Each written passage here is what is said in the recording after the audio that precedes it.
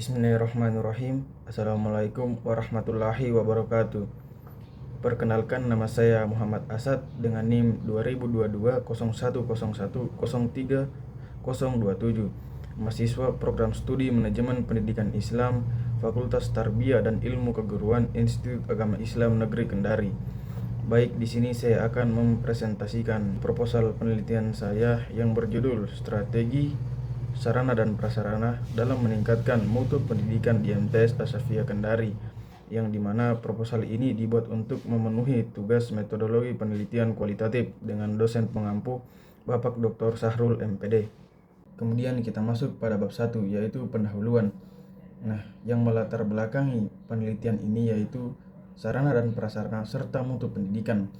Nah, sarana prasarana merupakan bagian penting dalam dunia pendidikan karena berperan besar dalam menunjang kualitas proses belajar mengajar. Ketersediaan fasilitas yang memadai juga menjadi daya tarik bagi calon siswa. Namun, masih banyak lembaga pendidikan yang belum mengelola sarana dan prasarana dengan baik, mulai dari pengadaan yang tidak sesuai kebutuhan hingga kurangnya pemeliharaan. Kemudian, menurut Undang-Undang Nomor 12 Tahun 2003, pendidikan adalah usaha sadar dan terencana untuk mengembangkan potensi peserta didik secara menyeluruh. Sarana dan prasarana yang memadai sangat membantu kelancaran dan variasi dalam pembelajaran. Standar Nasional Pendidikan juga menetapkan ketentuan minimal fasilitas seperti ruang kelas, laboratorium, perpustakaan, tempat ibadah, dan penggunaan teknologi. Nah, kemudian mutu pendidikan ditentukan oleh proses dan hasil, yang dimana proses yang baik membutuhkan input berkualitas termasuk fasilitas. Nah, hasil pendidikan terlihat dari prestasi akademik dan non-akademik siswa. Dengan demikian, sarana dan prasarana yang lengkap dan dikelola dengan baik sangat penting untuk mendukung peningkatan mutu pendidikan. Selanjutnya, fokus penelitian. Berdasarkan latar belakang permasalahan yang telah diuraikan, maka fokus penelitian ini diarahkan pada kajian mengenai strategi pengelolaan sarana dan prasarana dalam meningkatkan mutu pendidikan di MTS Asafia Kendari. Selanjutnya, rumusan masalah. Di sini rumusan masalahnya terdapat dua, yaitu bagaimana strategi pengelolaan sarana dan prasarana dalam meningkatkan mutu pendidikan di MTS Asafia Kendari. Kemudian yang kedua, apa saja kendala dalam pengelolaan sarana dan prasarana dalam meningkatkan mutu pendidikan di Sekolah Asafia Kendari. Nah, selanjutnya tujuan penelitian. Di sini yang pertama untuk mengetahui bagaimana manajemen sarana dan prasarana dalam meningkatkan mutu pendidikan di dalam sebuah lembaga pendidikan. Kemudian yang kedua untuk mengetahui kendala dalam pelaksanaan pengelolaan sarana dan prasarana dalam meningkatkan mutu pendidikan di MTS Asafia Kendari. Nah, kemudian manfaat penelitian. Di sini terdapat dua manfaat penelitian, yaitu yang pertama bagi peneliti. Penelitian ini diharapkan dapat memberikan kontribusi terhadap pengembangan kajian teori mengenai manajemen sarana dan prasarana dalam pendidikan, khususnya dalam konteks peningkatan mutu pendidikan. Kemudian yang kedua bagi sekolah.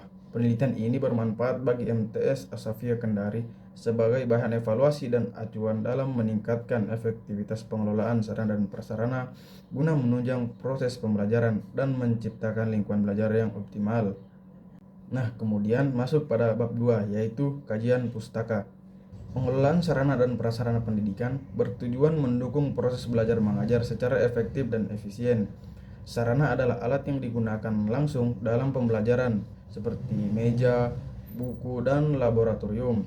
Sedangkan prasarana bersifat pendukung seperti halaman dan jalan akses. Nah, pengelolaan ini mencakup perencanaan, pengadaan, pemanfaatan, dan perawatan yang terpedoman pada prinsip efisiensi, tanggung jawab, dan keterpaduan. Mutu pendidikan mencerminkan seberapa baik sistem pendidikan dapat memenuhi kebutuhan semua pihak. Peningkatan mutu ini mencakup perbaikan input seperti guru, siswa, dana, kurikulum, sarana prasarana, kemudian proses pembelajaran dan hasil lulusan. Faktor penting adalah manajemen yang baik, dukungan kebijakan, partisipasi masyarakat, dan adaptasi teknologi. Nah, pendidikan Islam harus meningkatkan mutu dengan standar nasional, evaluasi berkelanjutan, dan penerapan model manajemen mutu seperti PDCA. Nah, upaya ini harus menyentuh kurikulum, sarana, tenaga pendidik, dan relevansi dengan perkembangan zaman.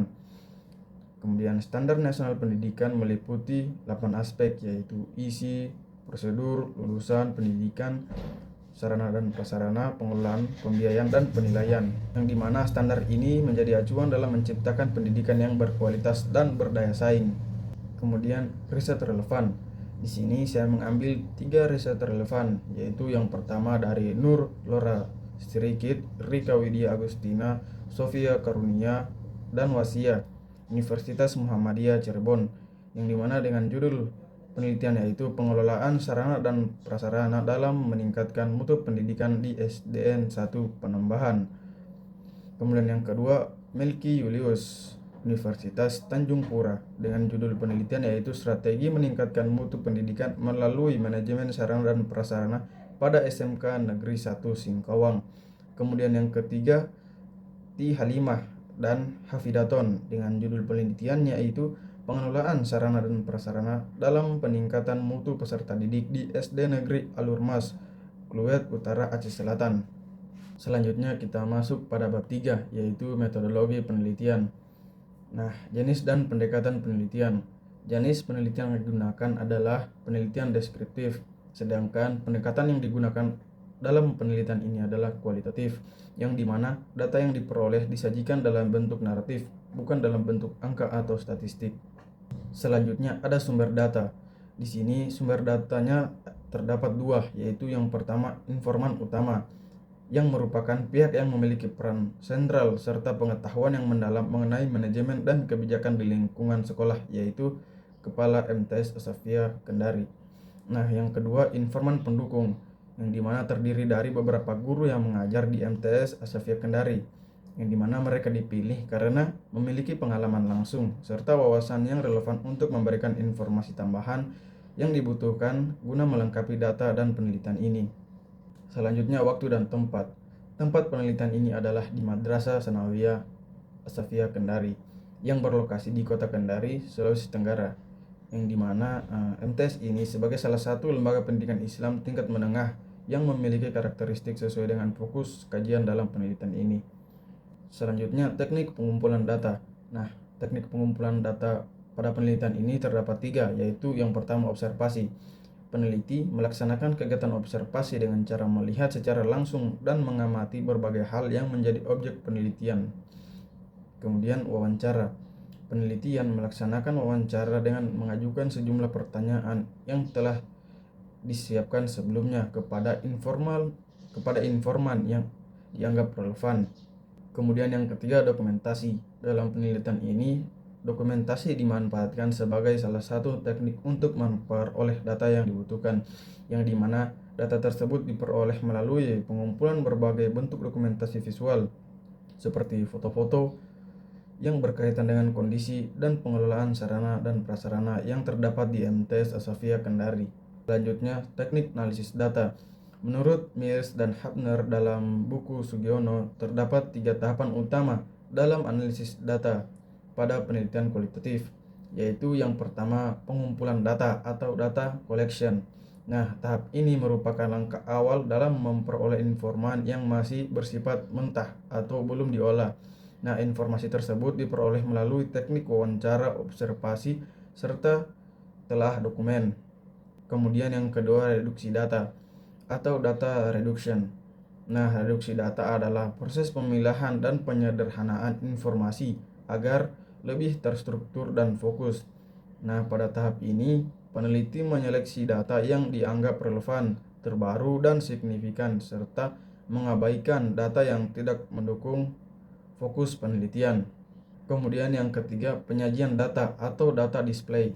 Dalam pendekatan kualitatif, data dapat ditampilkan dalam berbagai bentuk seperti narasi singkat, tabel, diagram, atau peta konsep yang menggambarkan hubungan antara kategori, yang dimana penyajian ini memudahkan peneliti dalam memahami konteks yang sedang diteliti dan menjadi dasar untuk merencanakan langkah-langkah berikutnya.